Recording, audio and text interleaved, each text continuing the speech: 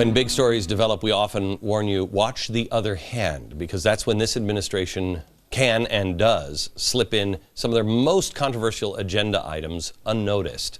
So while Egypt was on fire, what has the other hand been doing? Well, on Friday, in a significant victory for federal employee unions, the Federal Labor Relations Authority decided that the TSA staffers will be allowed to vote on union representation. The decision clears the way for a campaign by the government's two largest labor union organizations, the American Federation of Government Employees and the National Treasury Employees Union, to represent 50,000 transportation security officers. Now, let's get this right. The TSA will be union. May I remind you that we all said that could not happen. When Congress created the Homeland Security Department, it specifically ruled out collective bargaining rights for screeners. When they were becoming federal employees under the TSA, we said no. Why? Well, for a couple of reasons. First of all, we should be able to fire people, right? I mean, shouldn't we have the ability to fire people if they're not doing the job? And you also wouldn't want to unionize the nation's security team, because, man, it's almost like they become a defense force, isn't it? And not for you. If people aren't doing their jobs, you got to be able to fire them.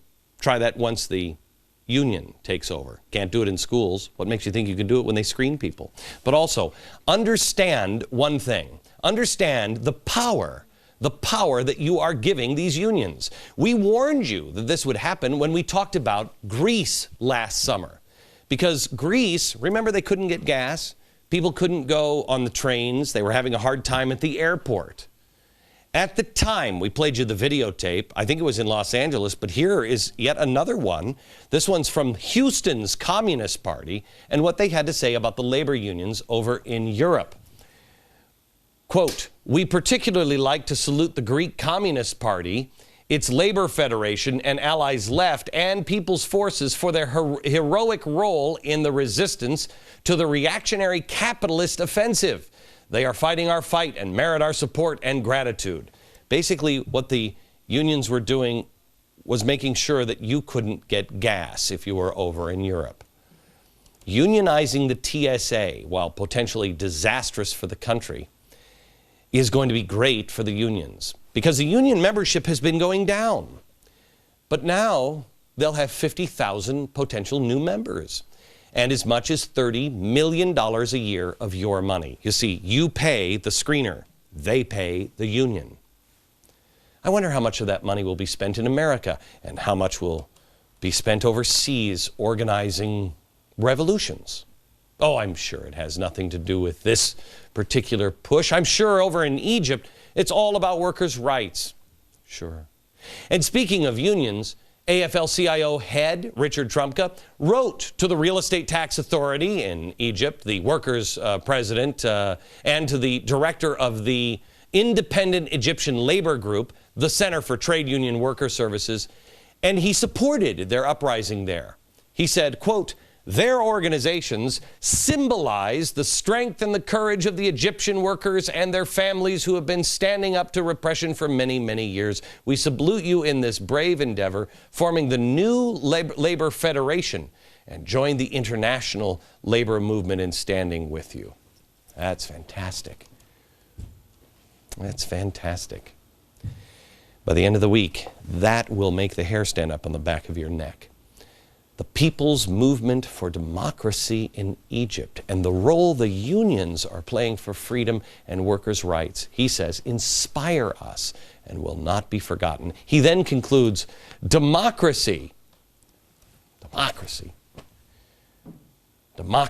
will rise up. Really? Sounds beautiful. Democracy. The People's Movement for Democracy. Wow, that even sounds better. It sounds almost, Chinese, doesn't it? I feel very confident that the workers in Egypt will absolutely thrive under a new government formed by these guys and supported by all of these guys. It's going to be fantastic. Look at the wonderful freedoms enjoyed by the Iranians after their Islamic Revolutionary Council took over. And unions and workers, oh, that's great. That's great. The unions, they'll think that they're dealing with John Adams and Patrick Henry by the time the Brotherhood seizes control. And just like with our founders,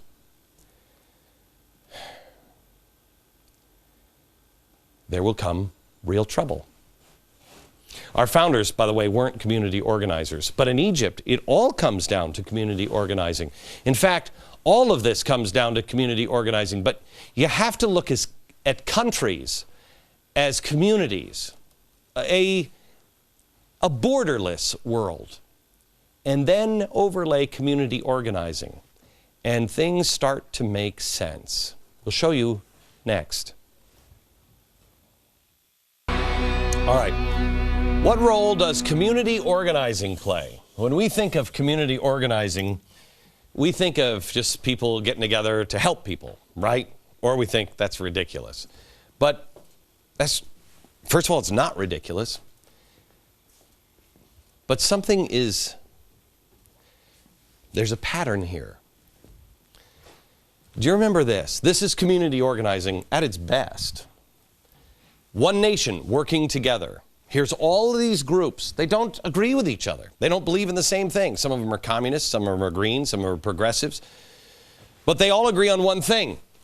They all disagree with the Western way of life to one degree or another, but they mostly agree on being anti-capitalist. And they can all agree that, individuals just can't be left to pursue their own success alone. They can't do it. Now, take this American coalition that is changing America in the cover of darkness. You don't know it. Most Americans don't know they're being manipulated. And if you understand that they've all made a deal with another, and they've all tolerated each other for an end goal. They put their differences aside for the end game. The enemy of my enemy is my friend. Then you understand, or begin to, what is happening. The same thing is happening in Egypt. That's what these groups have done to some degree or another. Al Jazeera, Muslim Brotherhood, Al-Qaeda, the April 6th youth movement, the revolutionary socialist in Egypt. We have some demands from the socialists of Egypt. And I want you to listen to some of these demands and see if you've heard any similarities to the community here in America. Listen, this is the revolutionary socialist in Egypt. Glory to the martyrs, victory to the revolution. Mubarak's departure is the first step, not the last step. The country's wealth belongs to the people and must return to it. Glory to the martyrs, system, down with the system, all power to the people, victory to the revolution, blah, blah, blah, blah. I mean, does any of this sound like a pro-democracy, pro-freedom declaration? Not to me. But these groups, and so many more, have organized what's called a shadow parliament. Look it up. Do your own research. We'll be talking about that in detail tomorrow and the next day. And the cobbling of these groups together, the activists, the labor unions, the radicals, they all came together because they can agree on one thing. The Western way of life is over. And each of them think they have the answer. Well, they're good at causing chaos. More on that next. Now, I would think that if I were you, I would be asking, okay, so Glenn Beck, why are you the only one talking about this and connecting the dots? And so many prominent people, and some of them on the right, not agreeing with you. I can't answer that question. I don't know. Other than they have all of this information, but they're refusing to connect the dots for some reason or another. It is an awful lot of work, and you do have to think out of the box. And also, all of these groups have plausible deniability.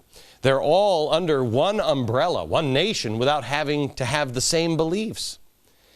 Quite possibly, a group that is more dangerous, even that of the Muslim Brotherhood, it's an offshoot of the Muslim Brotherhood, because the Muslim Brotherhood wasn't violent enough, is this group. It is Hizb ut-Tahrir. This is a group that seeks to reestablish the caliphate, or golden age of Islamic rule, through political means. Hizb ut-Tahrir says it prefers to achieve its goal of a new caliphate through persuasion, protests, and political organizing. Now, these are not people, and I want to show you this, these are not people that are speaking out just in the Middle East. No. They're actually holding a conference here on this videotape in Illinois. Watch. Takbir. Takbir. Secular capitalism, the evil, sick, twisted ideology that is the root cause of today's problems. That's called Islamic socialism. Now, you can bury your head in the sand or, plug your ears, pretend these things aren't happening and there's no connection, or you can look for the patterns.